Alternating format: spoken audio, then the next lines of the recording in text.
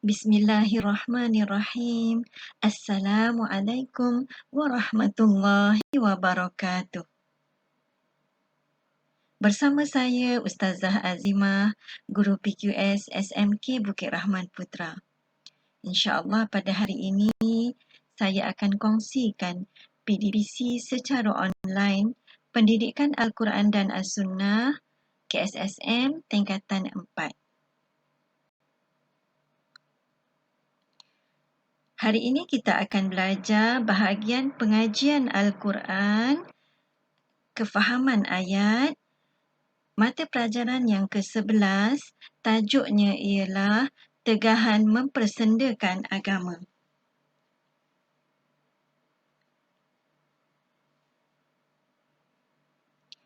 Tajuk Tegahan Mempersendakan Agama ini ialah berdasarkan surah Al-An'am ayat yang ke-70. Mari kita sama-sama dengar ayat ke-70 daripada surah Al-An'am.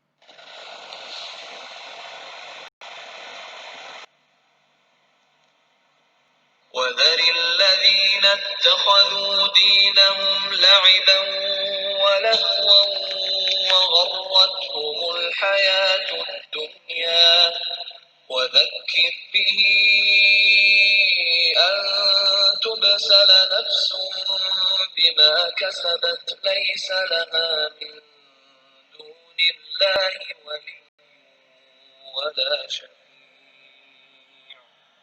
ليس لها من دون الله ولي ولا شفيع وإن تعدل كل عدل لا يؤخذ منها أولئك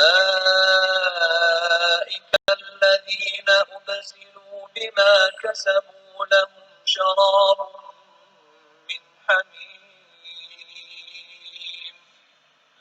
شراب من حميم وعذاب أليم بما كانوا يكفرون. Sadaqallahul Azim. Itulah bacaan surah Al-An'am ayat yang ke-70. Seterusnya, mari kita perhatikan intisari ayat.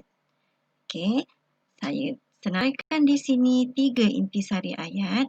Yang pertama ialah umat Islam diperintahkan supaya menjauhi orang yang mempersendakan agama kerana mereka telah ditipu oleh kemewahan hidup di dunia.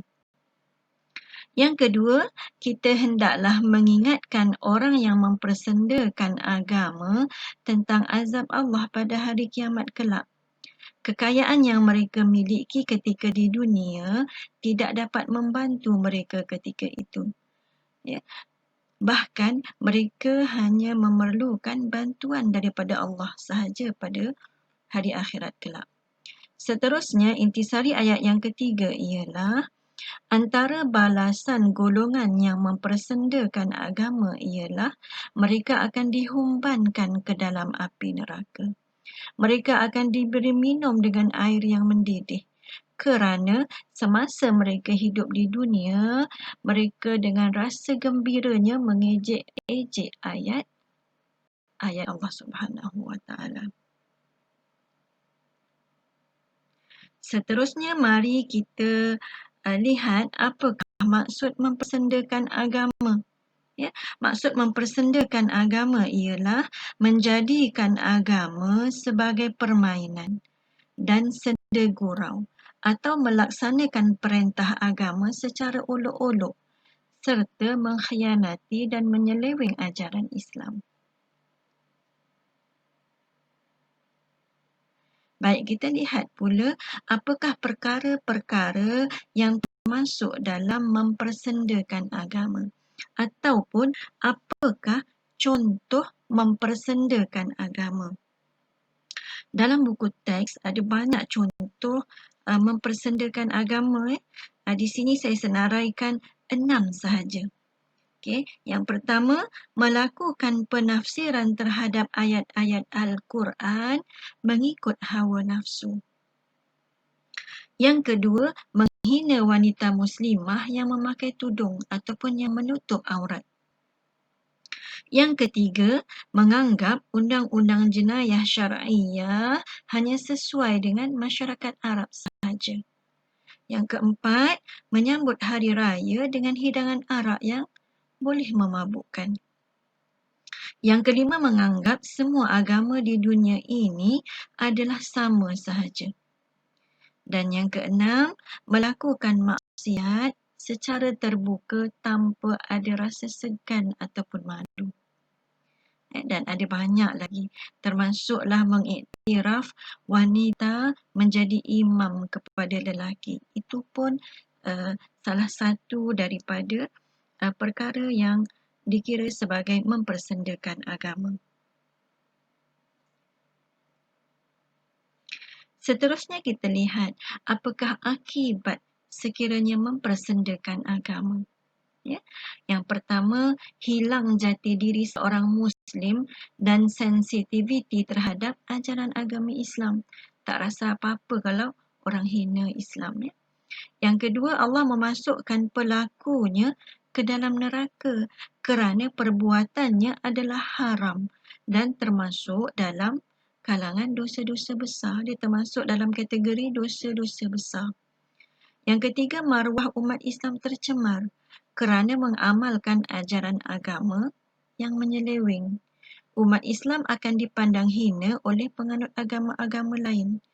Dan akibat mempersendakan agama yang keempat ialah mengganggu kerukunan masyarakat kerana akan membawa kepada kekacauan, akan membawa huru-hara dan seterusnya boleh mencetuskan peperangan.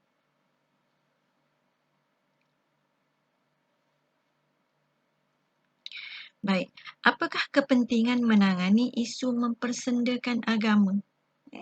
Yang pertama, ini adalah satu tanggungjawab dalam membendung kemungkaran mengikut tahap keimanan seseorang. Ya. Kalau kita mempunyai kuasa, kita boleh menggunakan kuasa yang ada untuk menangani isu ini. Kalau kita tak mampu dengan cara yang pertama, kita boleh menggunakan cara yang kedua, iaitu memberi nasihat, memberi teguran ataupun memberi amaran kepada orang yang mempersendakan agama. Dan kalau dua-dua tak mampu, yang terakhir ialah kita mestilah ada rasa benci, ada rasa tak suka sekiranya kita melihat ada seseorang yang mempersendakan agama Islam. Seterusnya, kepentingan yang kedua ialah mengelak pelakunya daripada terjerumus ke dalam api neraka. Kita tolong selamatkan orang yang mempersendakan agama supaya tak terus dalam keadaan sesat dan akan disiksa oleh Allah di akhirat kelak. Seterusnya, yang ketiga ialah menzahirkan kemuliaan umat Islam pada pandangan penganut agama lain. Dan yang keempat, mengekalkan keamanan negara kerana wujud keharmonian di kalangan umat Islam.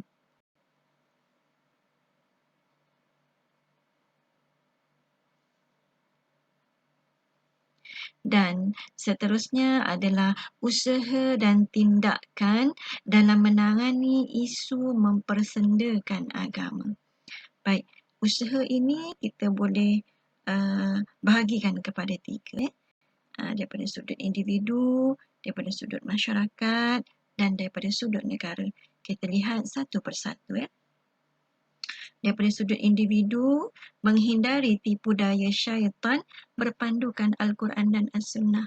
Sebab tu kita kena rujuk semua perkara daripada Al-Quran dan As-Sunnah. Yang kedua, memberi nasihat dengan berkesan. Kita nasihat dia sampai dia tinggal benda tu.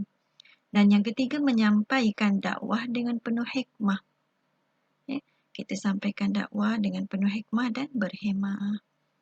Okey, kita lihat pula daripada sudut masyarakat, menggunakan media masa teknologi ICT sebagai saluran dakwah.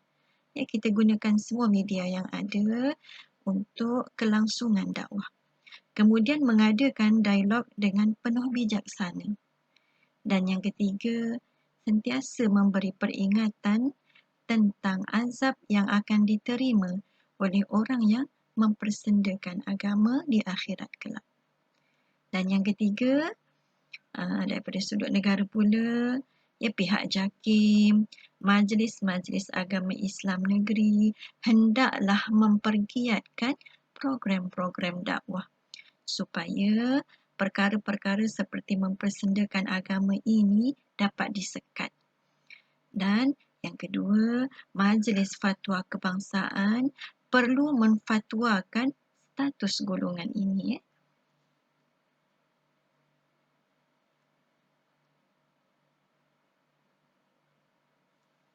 Dan yang terakhir ialah pengajaran ayat. Saya senaraikan di sini 3 pengajaran ayat yang boleh kita ambil. Yang pertama, umat Islam hendaklah menjauhkan diri daripada orang yang menghina agama Islam kerana perbuatan ini termasuk dalam dosa besar. Yang kedua, kita hendaklah memberi peringatan kepada orang-orang yang mempersendakan agama supaya mereka terselamat daripada kesesatan dan murtad. Dan yang ketiga, kita hendaklah menjadikan agama Islam sebagai asas dalam semua aspek kehidupan. Okey, itu sahaja pelajaran kita pada hari ini. Mudah-mudahan ada kebaikan yang boleh kita ambil untuk kita amalkan dalam kehidupan kita. Mudah-mudahan juga Allah sentiasa pelihara kita. Mudah-mudahan Allah beri kita iman yang mantap untuk mengharungi kehidupan. Okay. Sekian, terima kasih. Wabillahi taufiq wal hidayah. Wassalamualaikum warahmatullahi wabarakatuh. Dan bertemu lagi di lain kesempatan, insya-Allah.